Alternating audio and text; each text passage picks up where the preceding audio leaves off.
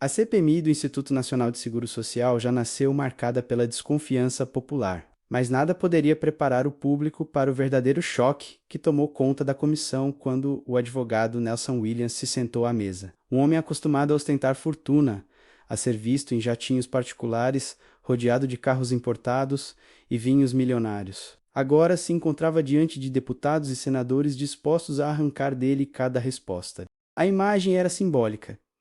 De um lado, parlamentares exaltados, cobrando explicações. Do outro, um advogado que preferia o silêncio estratégico. Marcel Van Hatten foi um dos primeiros a disparar. O deputado não poupou palavras ao acusar Williams de debochar da comissão, de mentir e de zombar da sociedade. O senhor está escondendo a verdade. Está ligado a figuras como Fernando Cavalcante, sócio no NW Group, e nós sabemos que a Polícia Federal apreendeu carros de luxo e identificou movimentações bilionárias nesse grupo. São 4 bilhões, Sr. Nelson. 4 bilhões que passam pelas mãos de quem deveria zelar pela lei e não pelo crime. Vociferou Van Hatten, o nome de José Dirceu também foi colocado na roda, aumentando a tensão. Bastou a menção ao ex-ministro para que os murmúrios tomassem conta da sala, reforçando a percepção de que havia uma rede de interesses políticos e financeiros por trás daquelas cifras astronômicas.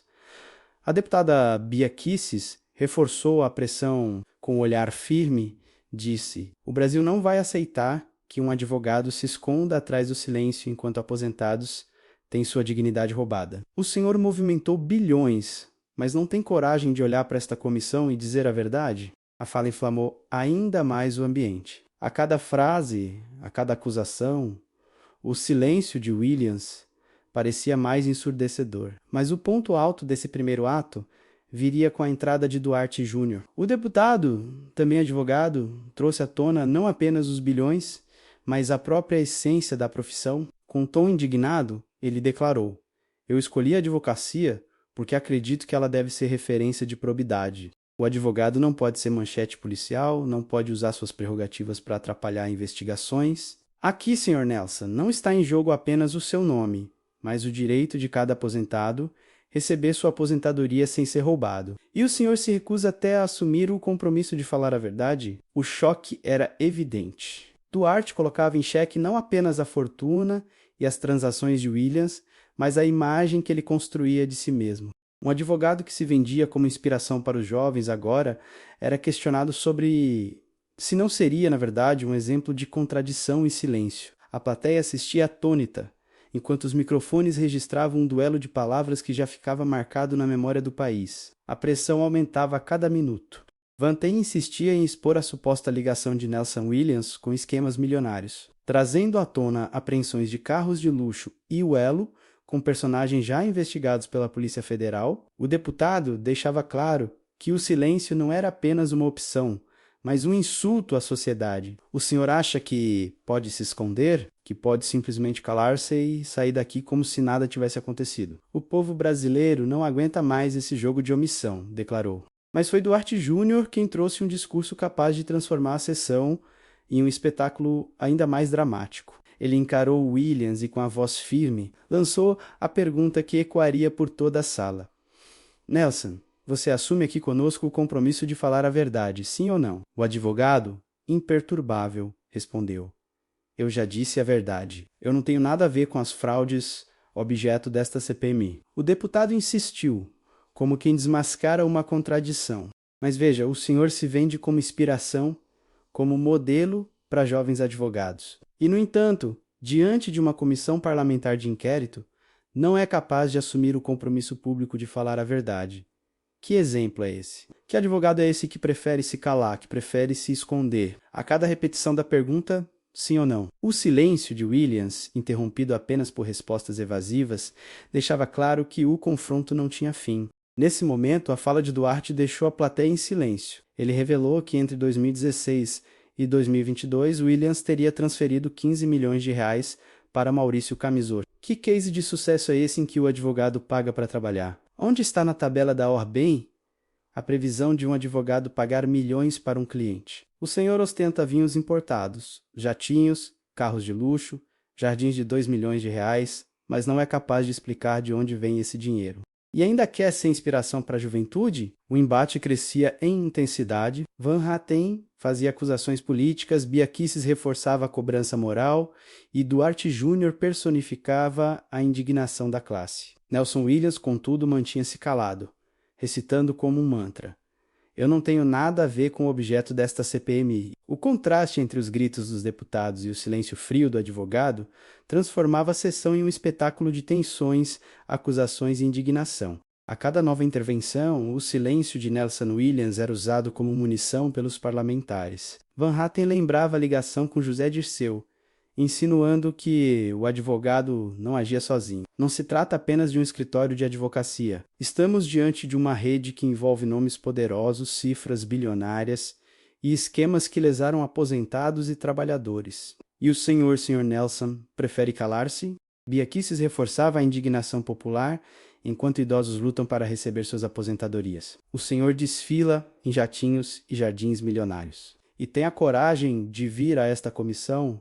e permanecer em silêncio? O clima era de revolta, e cada fala parecia ser feita para o público que acompanhava em casa, tão incrédulo quanto os presentes na sala. Mas Duarte Júnior ia além. Ele apontava diretamente para a contradição de Williams.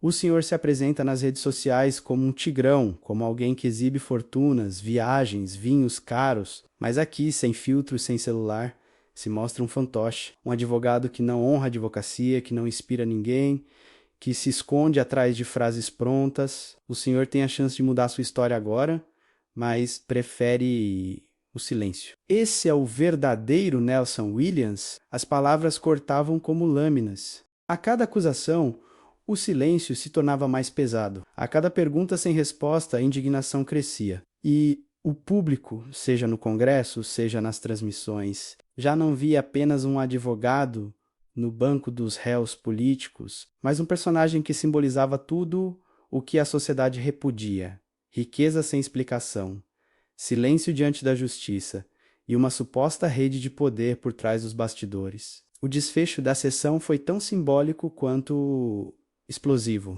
Nelson Williams saiu do plenário sem responder as perguntas mais básicas, sem explicar cifras bilionárias, sem esclarecer os vínculos políticos, sem justificar os 15 milhões de reais pagos a Camisotti. Sua estratégia de silêncio foi vista por uns como cálculo jurídico, mas para muitos soou como confissão. Van Hatten resumiu o sentimento. Hoje, mostramos ao Brasil quem é Nelson Williams.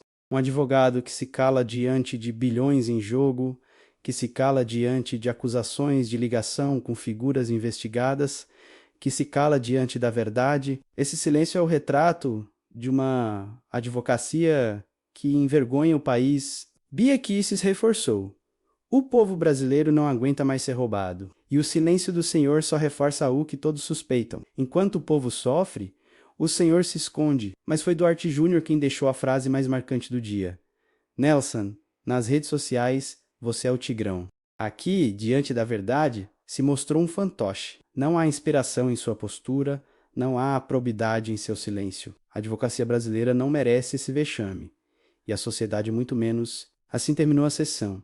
Deputados exaltados, um advogado calado, e uma plateia que saiu com mais perguntas do que respostas. O episódio ficará marcado não apenas como um embate político, mas como um retrato cru de um país cansado de silêncio, de fortunas inexplicáveis e de personagens que, ao invés de inspirar, mancham a imagem da justiça. A CPMI do TCS não terminou em respostas, terminou em silêncio, um silêncio que paradoxalmente falou mais alto do que qualquer palavra. Nelson Williams chegou como advogado milionário, com ares de influência e prestígio, mas saiu marcado como o homem que se recusou a assumir o compromisso mais simples diante de milhões de brasileiros: dizer a verdade. Marcel Van Hatten o acusou de mentir e debochar da comissão. Bia Kicis expôs a indignação de quem vê aposentados sendo lesados, enquanto fortunas inexplicáveis são ostentadas. Duarte Júnior, por sua vez, desmontou a imagem de inspiração que o advogado tenta vender nas redes sociais,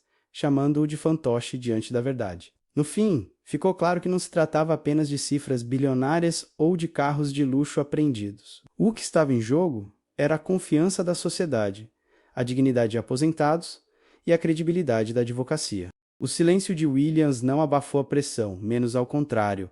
Acendeu ainda mais a chama da desconfiança e deixou no ar a sensação de que esse escândalo está apenas começando. E agora, o que restará na memória coletiva? O advogado que ostentava vinhos raros e jardins milionários, mas que diante da verdade se calou. Um símbolo de um país onde a política, a justiça e os interesses privados se chocam em espetáculos públicos que prendem a atenção de todos, mas raramente entregam a resposta que o povo exige, a verdade.